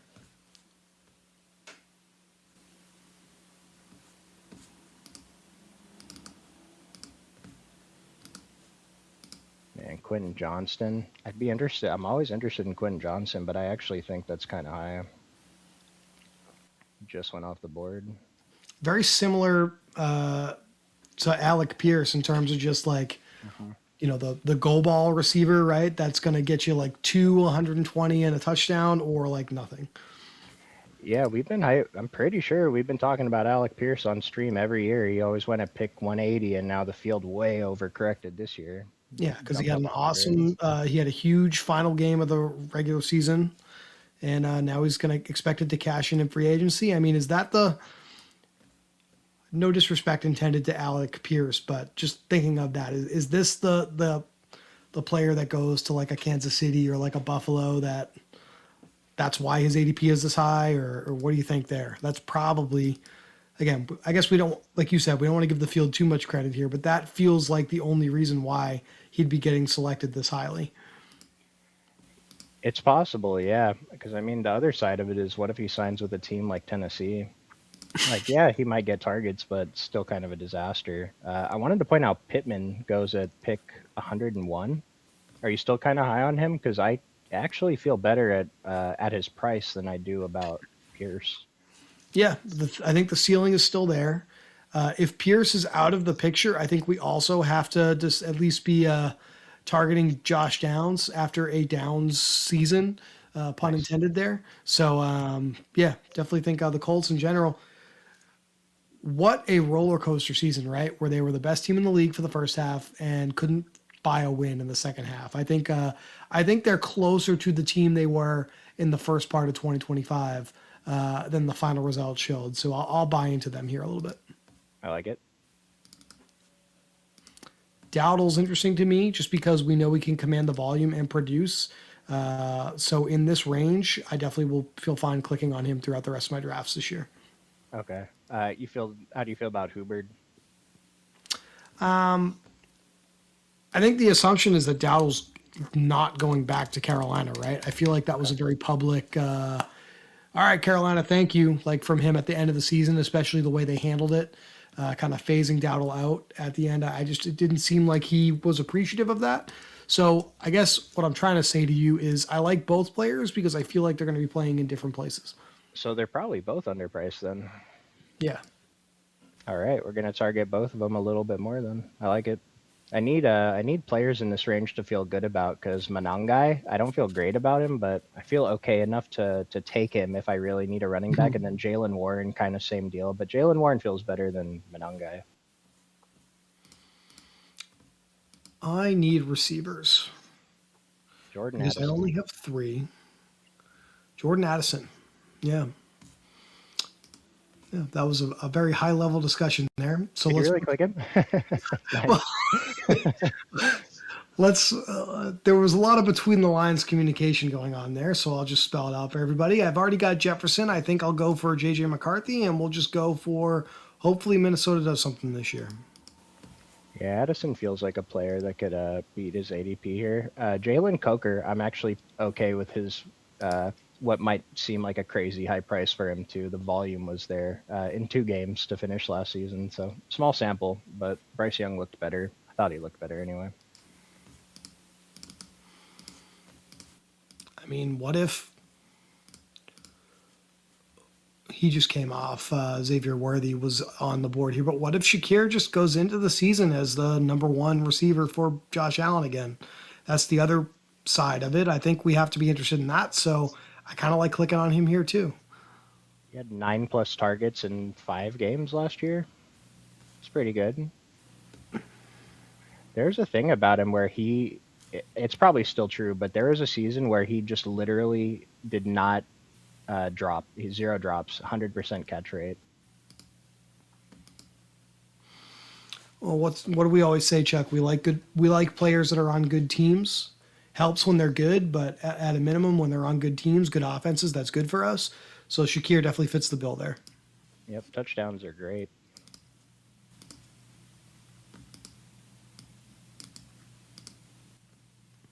Green Bay receivers all seem a little like I could see 1 or 2 of them exceeding ADP. It's just hard to Dude, know. there's so many of them. When I was building up my projections, I was like, this team is overwhelming. Yeah. Reed, Christian Watson, Dobbs, Octavian Wicks. We got Matthew Golden. Yeah. Something's got to give there. Like Reed just went off now. I'm okay with Christian Watson at his price because if he's healthy, then he's a bargain. Health is the question, but the other guys, like Reed's probably fine in this range, but we're not excited about him at all. And then Golden, I don't even know what he had. 1 good game actually, the last game of the season. Yeah, the playoff game. It wasn't even. So when people are looking up his stats this year and not looking at playoff box scores, it won't even be on there. Yeah. Just I thought Jordan Love was better. Maybe Jordan Love's just not as good as I thought. I called him Patrick Mahomes at one point. That was probably a mistake. This owner here paid attention to the beginning of the second draft here, where I said I liked Deebo Samuel, so good for him. What's the deal with Jaden Daniels? Is he starting the season healthy? I hope so. I mean, they put him on ice for a reason once their season was kind of locked in. So, in terms of a poor result, I mean, so I think we buy into a bounce back there with him. We know what the player is capable of. He went pick 66 here. I think that's pretty much right about where his ADP is. I was very high on the Washington stacks last year. I see no reason not to be high on that again this year. Off the top of your head, do you know how Deebo specifically did in games that Jaden Daniels played? Not off the top of my head, no. But I think he is basically him and McLaurin that basically were the only receivers worth playing in fantasy football. And I just have to feel like there's a lift there once you get the starter. I was going to say a real quarterback under center, but I think Mariota is a quote unquote a real quarterback. He's just not Jaden Daniels. Debo had 5 rushing touchdowns last year. That's pretty huge. I don't even think he had. Yeah, and he had 5 receiving too. 10 touchdowns for a guy going ADP 130. This is one of those older guys that I'm talking about that the field's probably down on when they shouldn't be. And he was able to do that in like a kind of a poor offensive environment too. So that's the other thing that Daniels brings back to the table, a little bit more efficiency. You're talking about one of the most efficient players in the history of fantasy football in terms of how he's scored points, both with the Niners and the Commanders. It just seems like an easy win to click on him for sure. Mendoza and Willis back to back. One of them is gonna. I guess they both could be good. Doesn't have to be one or the other. I got ETN, Kyron Williams. I could do something else at running back, I guess. Let's look at the flex here. Did we go with Bill? No. I think he's bad. I'm going to go with Boston here. Rookie with upside. That's all I got. I like it. I love it. No, I feel like I would have picked him too. Just I don't really like anyone else here. I don't have an opinion on Boston, so come on down.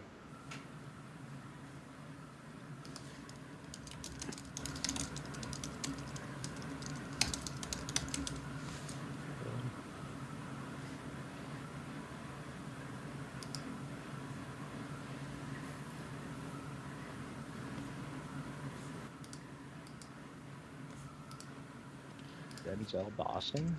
Dude, I'm so old that I see the name and I'm like, oh, David Boston. That's like, years ago. All right. All right. Shout out to the Wikipedia overlords. I bet you didn't know this. And if you did, correct me. Can you name 3 NFL draft pick receivers that played ahead of Boston for his first 2 years at Washington University? Or the University of Washington, excuse me. They were Roma Dunze, Jalen McMillan, and Jalen Polk. So This is a wide receiver factory. Okay. I wouldn't have got anywhere close to anywhere of those names. Thanks for not waiting too long for me to actually answer. Where are we? 135 is a little too early for that. Any thoughts on Trey Benson? I don't hate it because I'm kind of shaky on James Conner. Is he still in Arizona, Trey Benson? Yeah. Is he locked up? Okay. Yeah, I mean, if he ends up being the starter, I think it's fine. James Conner went right after. I didn't realize they got hurt 1 week after the other.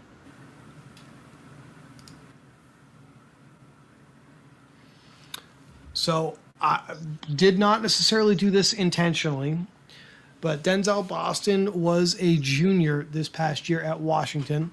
So by virtue of that alone, coming out early is a good thing. He's got 4 years, so he's probably got a redshirt freshman year still mixed in there, but definitely like to see him coming out before senior year to enter the NFL. I think that's a good sign. And being behind 3 guys that were NFL draft picks, Dunze, McMillan, and Jalen Polk, I know that those NFL careers have been very up and down, but he had a grand total of 7 receptions in his first 2 seasons at Washington. He had 60 plus receptions in each of the last 2 years at Washington. So this is definitely a dude who can command the football. His NFL.com profile says a Puka Nacua comparison might feel strong. Like, all right, guys. Yeah, sure. What are you doing here? I mean, I'll take it, right? We would definitely be happy with Denzel Boston being Puka Nacua in the 11th round for sure. I cannot believe he's projected to go late first round, though. Late first round, early second round. I would have guessed a lot later than that. I thought there was only 1 receiver projected to go in the first round. Maybe I misread it. It's a weak class. Oh, Cardinal Tate, top 10. And then I guess there was one guy late. Tyson and Lemon. All right, I must have been looking at an old mock draft, but there are 4 first-round receivers that, Tyson, Lemon, like, are these guys first-round Boston. quality? Yeah, Boston's definitely at the bottom of like the consensus list here, but So maybe that's a player that we could target a little bit more because, I mean, I don't know who owns what pick, but generally, if a player goes towards the end of the first round, they get drafted to a better team. It's 2 sides to it. Maybe it's already a loaded room. The other side is maybe it's more opportunity to produce on a better team. yeah, I'd just be curious. And other than Mendoza, I mean, we haven't talked about the quarterbacks much, but you got Ty Simpson out of Alabama, Drew Aller out of Penn State, Nussmeier out of LSU. Like these guys are not really being selected super aggressively, but they're probably going to land places where they're going to have shots to play this year. So we probably want to mix those guys in. Thinking about Jackson Dart, Tyler Shuck. I mentioned it with Tyler Shuck. Maybe he's not a great cutter, but he can run fast in a straight line. So if any of these guys have rushing upside, and we didn't expect Jackson Dart to start at all. Maybe some people did for the second half of the season, but we could probably take shots on those like quarterbacks over some of the old veteran quarterbacks who what's Aaron Rodgers' ceiling? Realistically, 16 fantasy points, 20 sometimes if we're lucky. Nothing we're going to fall in love with, that's for sure.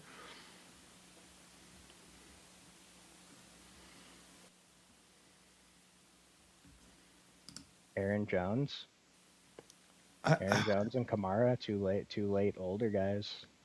I mean, Aaron Jones, I take him, and now I'm just all in on the Vikings.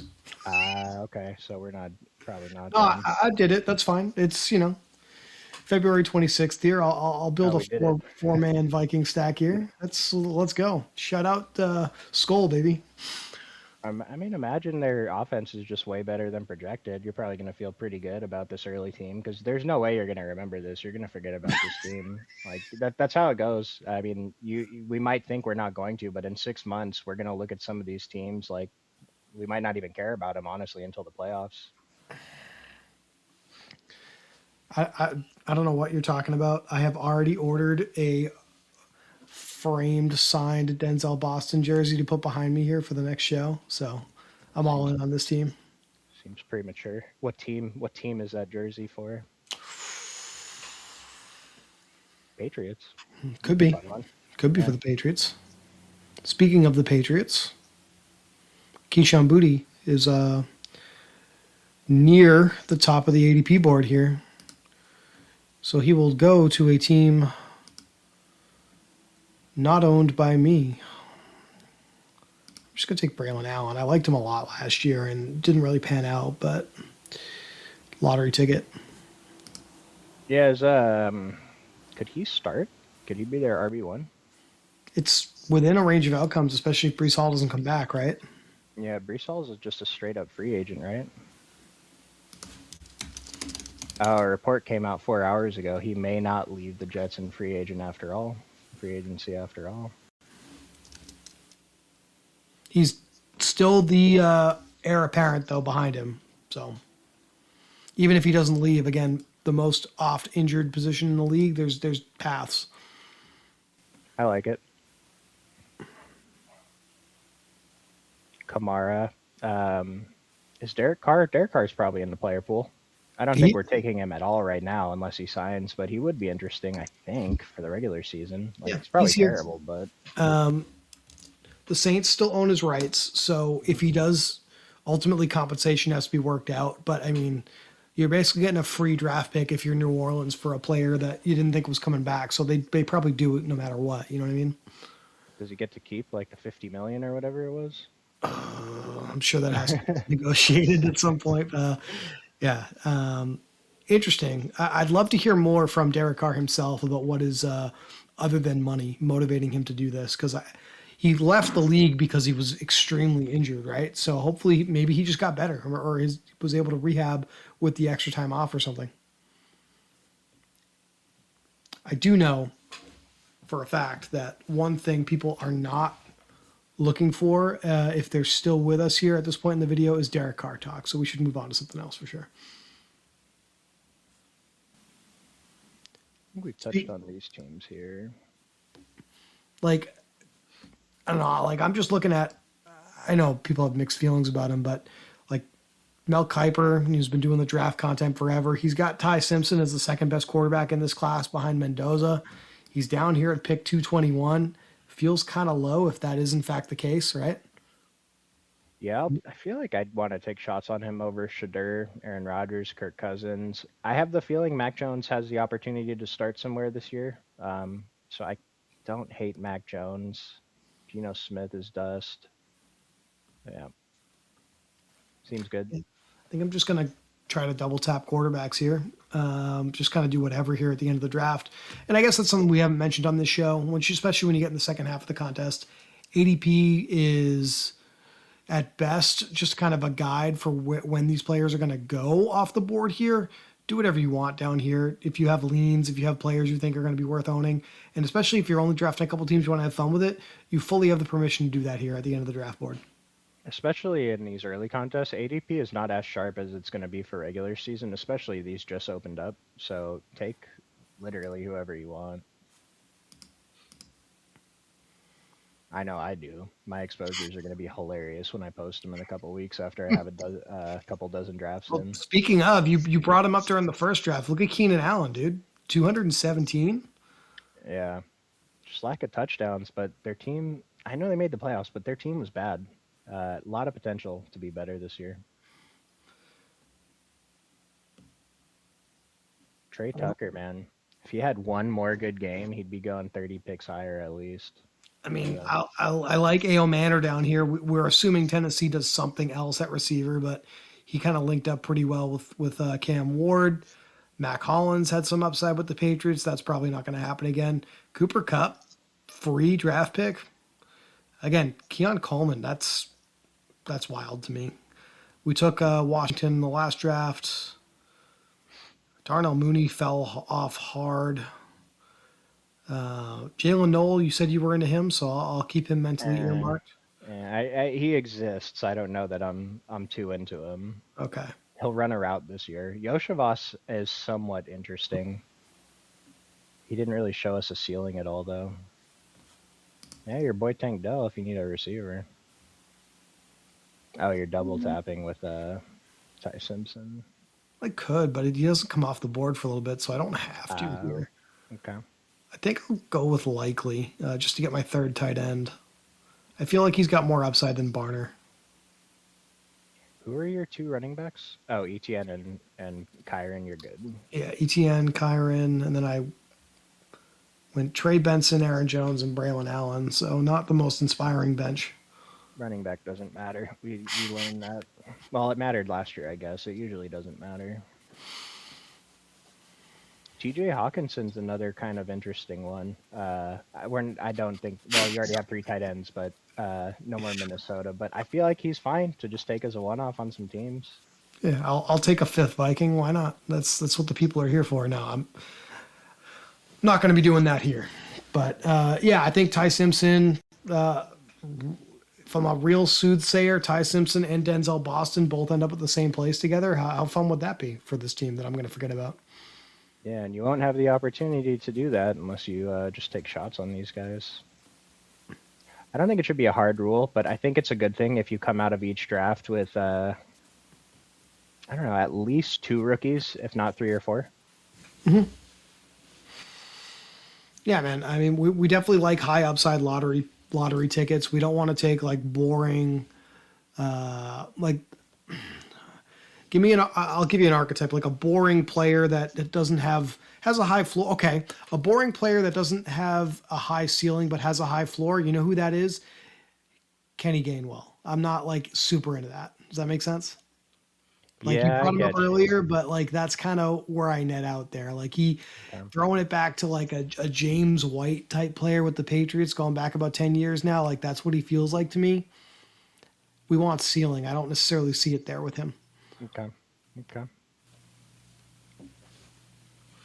One thing I wanted to mention too, this holds true every single season where the teams drafted towards the beginning of the contest are going to score less points on average than the teams drafted towards when the contest closes, because we just have more information. Players get hurt, people retire, stuff like that. And so I think that goes along with us. We should be willing to take shots in the early stuff, because when it works out, it's really good. You're almost always going to have a couple dead roster spots in these contests, so don't harp too much on it. Phil Maffa was a rookie for Dallas last year that got some run in preseason, but didn't really do much because of injury in the regular season. He has no ADP whatsoever. Again, good players or players on good teams. We don't know how good Maffa is, but I might be interested in mixing him in. I have Dallas queued up just because I have Dak and CD, so going for correlation, maybe throwing something else into the Dallas stack here might be something I do here to close out as well, because I got Simpson, Allen, and Cavante Turpin queued up now. The Maffa click actually sounds a little bit better than the Jaden Blue click. Just because of the uncertainty? Yeah, I kind of have an idea that Jaden Blue's not very good. I would only draft him because he is the backup to a player who could potentially get hurt, which is every player in the NFL.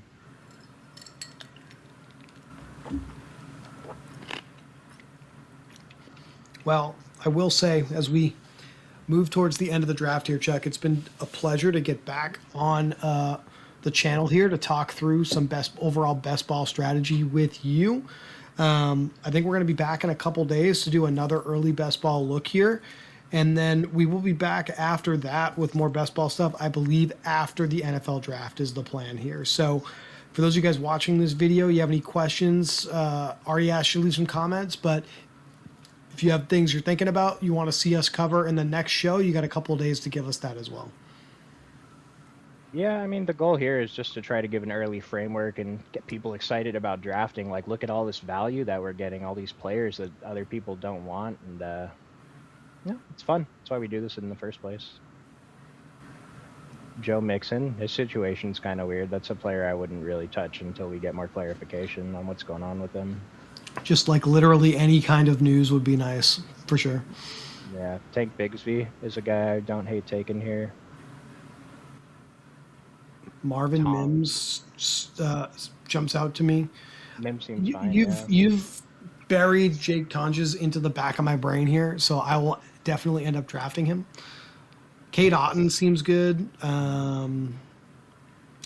Brashard Smith seems really interesting to me with Kansas City. I think some of their guys are up, their contracts are up. I was thinking about what if Kansas City ends up coming up on a really good running back, because our running backs are bad. Like, that would be a perfect landing spot for one of these rookie running backs we're taking a shot on. Or like a Rico Dowdle. Yeah, or like a Rico Dowdle, exactly. Just trying to look at Tampa Bay Buccaneers. Cade Otton seems like a really good value going this late. I want to say he played 95% of snaps for the Bucs last year in games he played. He only missed one game. It's really good.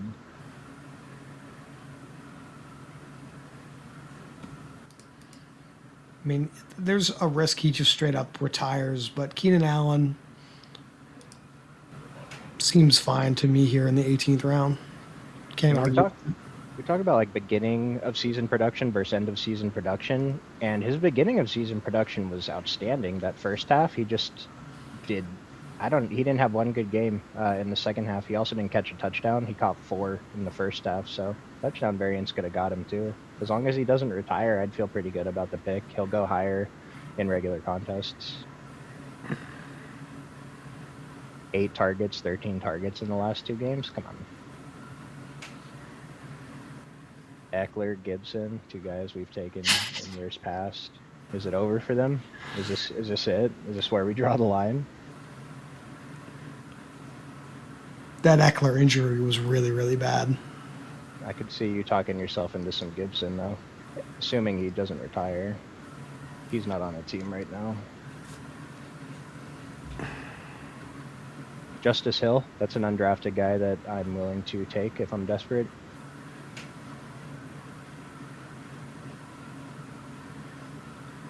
Jahar Jordan on Houston, you could probably do worse. Devin Singletary.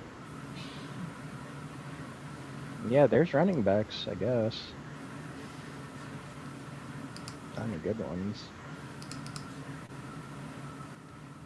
Put the board up here so the people can see what the field is doing or the room is doing here. But I'm just looking for a rookie running back I might be able to take here. Somebody different than Claiborne.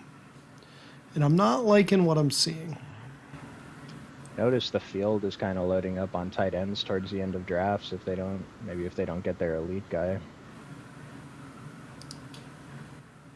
What was that guy you said earlier with the great name? Le'Veon Moss? Yeah, I just looked at him. He was a senior out of Texas A&M, so I've written him off for the age-related reason I talked about earlier. Okay. Fantastic name, though. Yeah, I think the exact joke I made was it's like year 10 of the Madden 2006 like PlayStation 3 franchise mode where the game AI just starts mashing player names together. Le'Veon Bell, Randy Moss. So you got Le'Veon Moss. Is there any?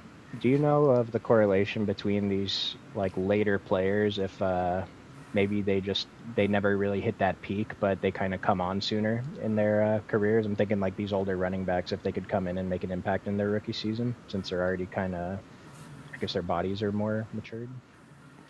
Well, I think the poster child for that was Bill Krosky Merritt, right? He was an older player, had some like injury related reasons why he stayed in college so long.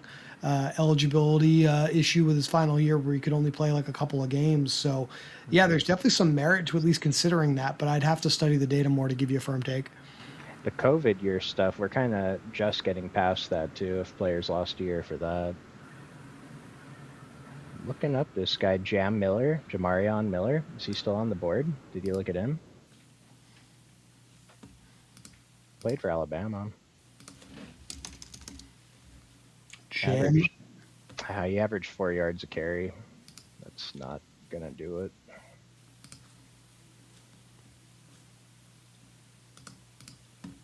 Yeah, it'll be fun on the next show. We'll dive into these rookies a little bit more. Just overall consensus, not liking the rookie class at running back, or really at all. There's two guys here, Emmanuel Wilson and Marshawn Lloyd. Would you consider them? Just as, I guess, playing for who's going to be the backup to Jacobs, yeah, I think we have to be interested in that. What about Najee Harris? I don't know. I don't. I have a negative view of him, but it's just I haven't seen any news on him. He's probably like fine, right? George play on the Chargers. George Holani got on the field in the Super Bowl. That might be interesting, especially if Ken Walker doesn't return, and we've got some concerns with Charbonnet, right? Yeah. I've seen his name pop up if they don't bring in a new guy. I mean, neither of these Kansas City guys gets drafted. I don't know if either of them are worth even taking a shot on, but it's crazy. I think I would, if I was going to, I would just take a shot on Pacheco. Would be the safe, boring veteran pick here, just because we've seen him stay atop the depth chart there. I don't think Kareem Hunt is objectively a better pick than Pacheco. So, but obviously there's literally no preference here from the field because no one's picking either one.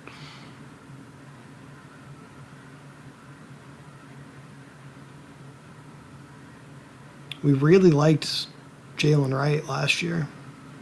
Achane stayed healthy. I was gonna say, like, a lot of these backups we might have talked about last season, they're the starter just never got hurt all season, so they didn't have the opportunity at all. But a lot of the situations like would be the same. If the starter goes down, this guy starts, or this guy gets more work anyway. We got a start against the Jets, which is basically like playing a college team. But he got 24 carries, 100 yards, and a touchdown. Like, it's definitely there with this dude. Did Ollie Gordon get more goal line work?